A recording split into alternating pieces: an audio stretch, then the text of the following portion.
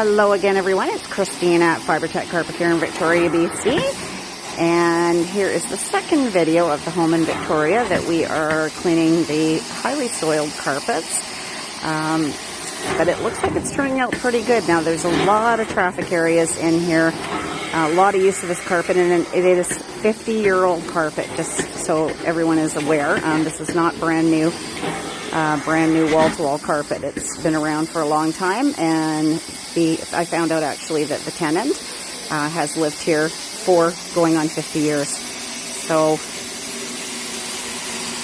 you can see there's an awful lot of wear, but you can also see how well the CBS cleaner is working to remove this heavily soiled areas.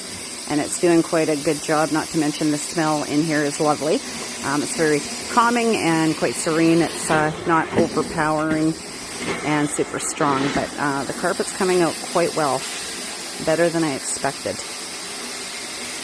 And Harry's doing a fantastic job as usual.